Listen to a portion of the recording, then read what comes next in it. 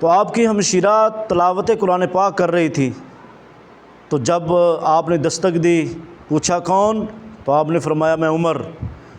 تو آپ کی ہمشیرہ نے جلدی سے اس قرآن پاک کی آیات کو چھپا لیا، تو کہا کہ کیا پڑھ رہی تھی؟ تو آپ نے فرمایا کہ میں اللہ کا کلام پڑھ رہی تھی۔ اس نے کہا کہ میں نے سنا ہے کہ تو نے دین اسلام قبول کر لیا۔ آپ نے فرمایا ہاں۔ وہ ہمشیرہ جو اپنے بھائی کے سامنے بالکل خاموش رہتی، آپ کے سامنے کبھی بات نہ کرتی، آج وہ اسلام کے لیے ڈٹ گئی۔ انہوں نے کہا وہ مجھے بھی لا کے سناؤ، مجھے بھی دکھاؤ کیا تم پڑھ رہی تھی۔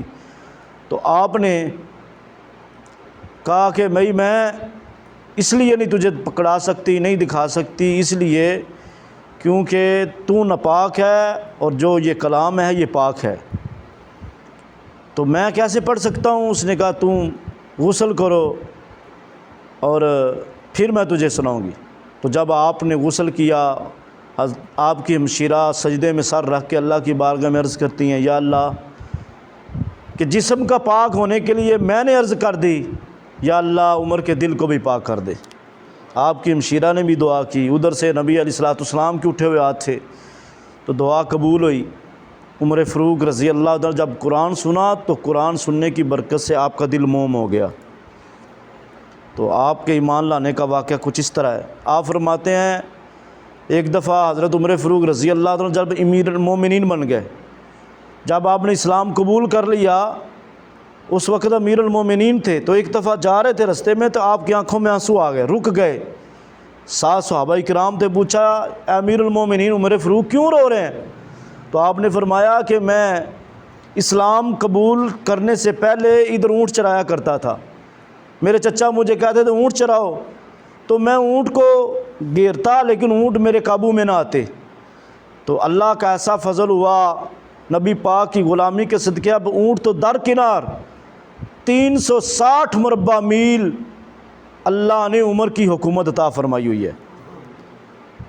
انسان تو درکنار، درندے حیوان ہر چیز عمر سے ڈرتی ہے۔ تو حضرت عمر فاروق رضی اللہ تعالیٰ عنہ، آپ کو اللہ نے ایسی شان دی تھی، آپ کا زمین کے اوپر بھی حکومت تھی، ہواؤں کے اوپر بھی حکومت تھی، آسمان پہ بھی عمر کی حکومت تھی۔ کیسے؟ ایک دفعہ نا حضرت عمر فاروق رضی اللہ تعالیٰ امیر المومنین تھے، تو بچہ رستے میں تیل لے کر آ رہا تھا، تو اس کو ٹھیڈا لگا، تیل گر گیا، پانی میں مٹی میں جذب ہو گیا، تو وہ بچہ رو رہا تھا۔ عمر فاروق تشریف لے آئے، پوچھا بیٹا کیوں رو رہے ہو؟ عرض کی کہ امیر المومنین میں گھر سے تیل لینے آیا تھا، ہمارے گھر دیا نہیں جل رہا، ہمارے گھر جولا نہیں جل رہا، تو تیل جو ہے زمین پہ گر گیا، میری امی مارے گی، ہمارے پاس اتنے پیسے بھی نہیں تھے، بڑی مشکل سے پیسے ملے اور میں تیل لینے آیا تھا، تو وہ گر گیا مجھ سے، تو اب میرے لیے بڑی پریشانی بن گئی ہے۔ تو حضرت عمر فاروق رضی اللہ تعالیٰ عنہ نے زمین کے اوپر ایڑی مار کے فرمایا کیا عمر تجھ پہ انصاف نہیں کرتا؟ اگر عمر تجھ پہ انصاف کرتا ہے تو اس کا تیل واپس کر دے۔ اسی وقت اس مٹی سے تیل باہر ابھر آیا، تو آپ نے اس برتن میں تیل ڈال کے فرمایا لو بیٹا لے جاؤ۔ آپ کے دور میں زلزلہ آیا تو آپ نے زمین کے اوپر ایڑی ماری اور فرمایا کیا عمر تجھ پہ انصاف نہیں کرتا؟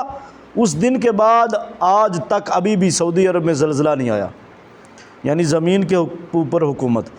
پھر ایک دفعہ آپ زمین کو اپنی قمیض کو پویند کاری کر رہے تھے، سی رہے تھے، تو اچانک سورج کی روشنی اور تپش جو ہے، گرمی جو ہے آپ کی کمر پہ پڑی۔ جب گرمی لگی، تپش پڑی، تو آپ نے ویسے ہی آنن فانن اچانک سورج کی طرف دیکھا، بس دیکھنا تھا کہ سورج کی روشنی ختم ہو گئی۔ صحابہ کرام نبی پاک کی بارگاہ میں دوڑ کے حاضر ہوئے، یا رسول اللہ کیا قیامت آنے لگی ہے؟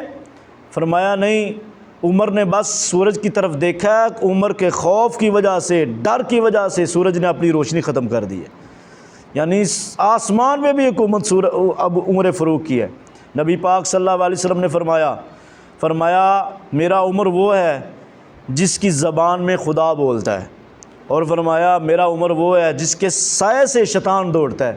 دنیا میں 2 ہی طاقتیں ہیں، ایک رحمان کی اور دوسری شیطان کی، تو نبی پاک صلی اللہ علیہ وسلم نے فرمایا عمر وہ ہے جس کی زبان پر خدا بولتا ہے، اور عمر وہ ہے جس کے سائے سے بھی شیطان دوڑتا ہے۔ نبی علیہ الصلوۃ والسلام نے آپ کے اس غلام کو عمر کو اللہ نے بڑی شان سے نوازا ہوا تھا۔